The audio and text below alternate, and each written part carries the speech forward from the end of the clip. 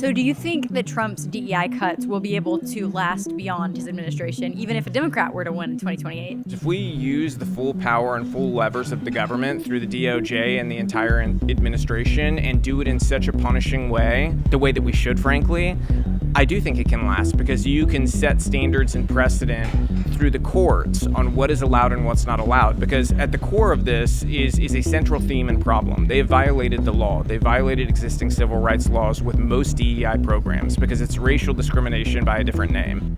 I'm sitting down with Robby Starbuck. You've been instrumental in dismantling DEI in woke corporations. How have you seen the culture surrounding DEI change since President Trump's inauguration?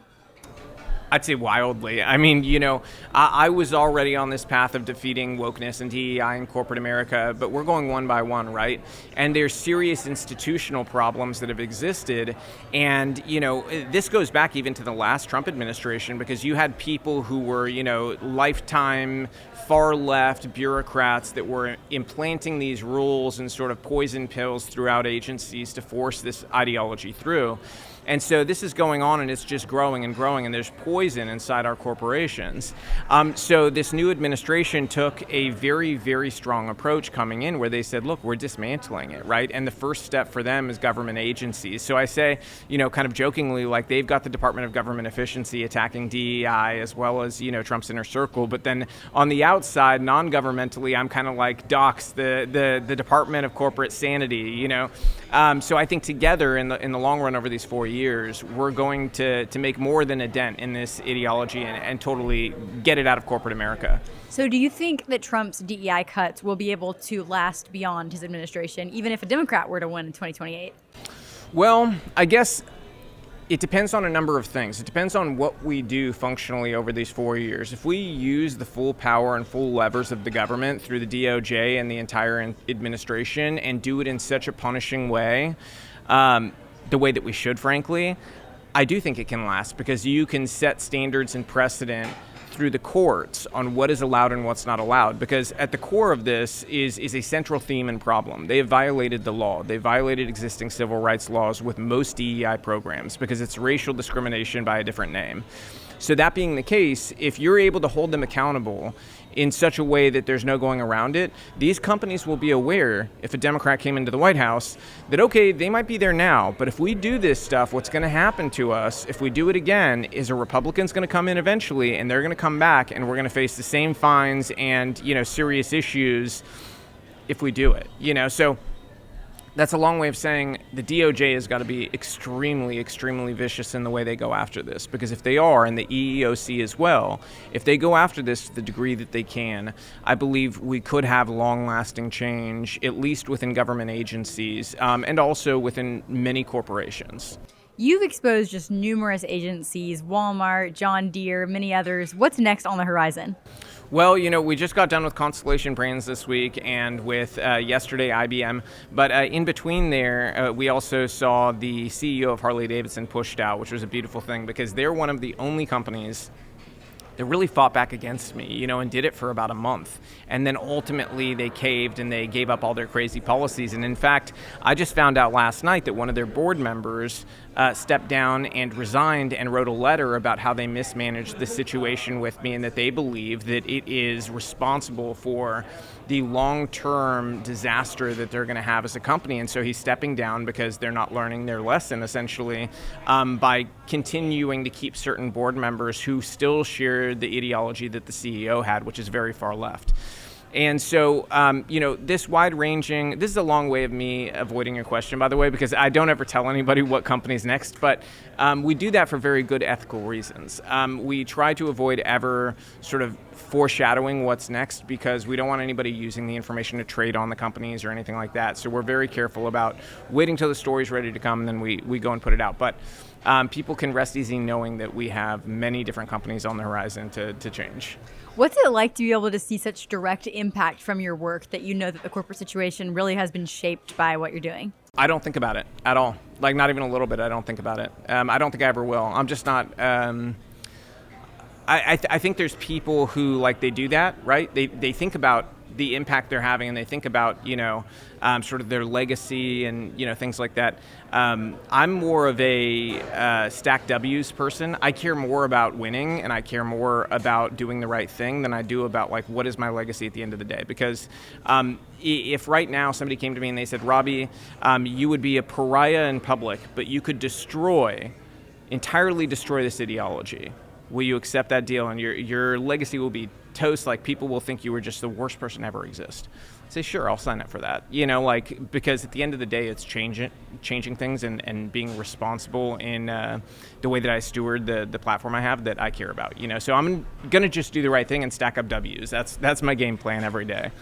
How have President Trump's executive orders changed the incentives for corporations and government contractors to prioritize merit over DEI? Yeah, I've said this for a long time. Incentives drive everything in business, right? And also in politics, really. What you incentivize, it really decides what the outcomes you're going to see are. And so the incentives matter quite a lot. In fact, I can give you an example. There was a major defense contractor that we were negotiating with before Trump won the election. And we were going through all of the policy changes they needed to make, and we got hung up on a couple of them that we had agreed on initially, but then they had their general counsel come in and say, hey, we can't do these. And I said, well, natural question, why? And they said, because our contracts with DOD actually require us to have these programs. So they had to have DOD, to have those DOD contracts, they had to have these DEI policies. And so that being the case, you see very clearly the government was incentivizing it in one direction back then before Trump was elected. Now that he's been elected and they've changed the incentives, that's not something these companies have to think about anymore. They don't need to do the calculus of, hey, do we need to expend this enormous amount of money pushing wokeness on our employees in order to get these contracts? Because all they cared about at the end of the day was getting the contract, right? So incentives matter, and we're showing that, for these companies, you're incentivized to drop all this stuff if you want access to these government contracts. And we also, like I said, we need to be kind of punitive about it. If you have these policies at all within your company, you should not be getting a government contract. And so that's something we have to see over time how it plays out. If, in fact, those companies that still have those policies that are not listening to the EOs and everything, if they're getting government contracts still. If they are, that's something we need to be very, very hard on, because we should have a very, very hard standard there that you cannot have any of this if you want a contract with the U.S. government. So, of course, we've seen a big change in the culture surrounding DEI, critical race theory, but we've also seen a culture in the change of transgenderism. That was something that a lot of companies were pushing on employees, paying for transitions. And, of course, there's a group called the Human Rights Campaign giving companies a score to see how good they are on promoting transgenderism. How do you see that sort of culture changing as well? Yeah, I smile every time I hear HRC because I think about the fact that they just had to fire a quarter of their employees, and I feel somewhat responsible for that. So if I take pride in anything, it's probably situations like that, because I know people say you're not supposed to celebrate when people get fired, but I'm just going to admit it. Maybe I'm a bad person. I celebrated when they all got fired, and I celebrate when bad people get fired. So I have no good things to say about those people. I think that they're some of the most vile, evil people that are walking the earth, frankly. And what they've done, encouraging kids to get sex changes, is one of the most barbaric practices you could possibly ever engage in. And I don't think there's any excuse or way they can dig out of that hole. The HRC functionally should not exist, and no corporation should give them a dime. And so we're very resolute in the fact that no company out there should be giving money to any organization that promotes or supports child sex changes. That should not be a radical position, and it's not a radical position anymore. The public supports exactly what I'm saying. Don't give money to organizations that want to fund or support sex changes for kids. Mm-hmm. Absolutely. And you said the company you've most recently exposed was IBM, I believe. Could you tell us a little bit about what you found there? Yeah, well, one of the first things that popped in my head is them using the term Latinx. Being Latino myself, I find that absurd.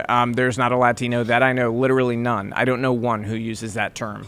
And I'd like to think I know a lot of Latinos, and they do not, maybe Hispanic, some of them, maybe Latino, maybe Latina. Never heard Latinx or Latinx from any of them. It's just absurd. But beyond that, they've got the DEI preference programs where essentially certain races receive preferential preferential treatment. Same thing with diverse suppliers, where if you have the right skin tone or background, then maybe you get preferential treatment as a supplier. Well, all of that is changing now. And then you've got their alignment with the HRC. That is gone. They no longer have a partnership or will work with the HRC. The company previously endorsed the Equality Act, which, as many of your viewers probably know, has nothing to do with equality. That bill was one that would have legalized men who pretend to be women, who identify as trans, going into girls' sports, going into girls' locker rooms, their bathrooms, their jails, and even women's shelters, which is one of the most disgusting, vile things I could imagine, is a woman gets beaten by somebody that they're supposed to, or I guess thought loved them, right? And then they get beaten by this person. They go to a shelter for help, and then some mentally ill guy gets let in and exposes himself nude to them in a shared area of this women's, shelter. Absurdity. That any company would get in and endorse this bill, but a bunch of the Fortune 500 companies did, because the HRC told them, we need you to sign this paper, endorsing this bill. Just absolutely wild. So they've dropped that. They're no longer endorsing that bill. They've moved out of all these DEI policies. They had a crazy DEI podcast. One of my favorite anecdotes is they had allyship circles, which I guess is where you sit around in a circle and you talk about how you can be better allies to the trans community or whatever it is they want to be allied to. That is also gone. No more Kumbaya circle allyship sessions. So I think all of this in the end is going to lead to one very important thing: a stronger company. Because this is a giant waste of time. Beyond the absurdity of it, the partisanship, the divisiveness, it's just a waste of time. As somebody who, I've had thousands of employees, I would never stand for this type of just absolute time wasting at work. It's work. Work's work. We're not there for therapy. We're not there to, do a therapy session with one another to give you victimhood validation. We're there to go work. Okay, so let's make work again. Get in, do your job, work well with each other, be nice and kind to your fellow employees, and then go home. Enjoy your life. That should be kind of the goal for everybody. It's not a place for, social lives or for your emotional problems. It's just a place for you to go to work and make money. Absolutely. Mm-hmm. Well, thank you so much for everything you're doing. Is there anything else that we haven't covered that you'd like to add? I don't think so. I love cows. You could say that. I love cows. I've got some cows. Very cute. We've got those little, the mini Scottish Highlands. I love those. We've Do you got have those? They're very fluffy, very cute, very soft. I very really sweet. want one. One of ours, I think, is pregnant right now, actually. And she's very feisty about her food at the moment.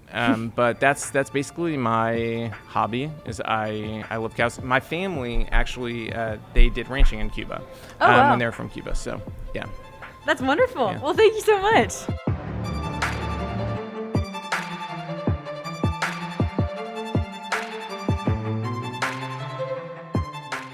Subscribe to get the news the legacy media won't tell you and only the Daily Signal can bring to you.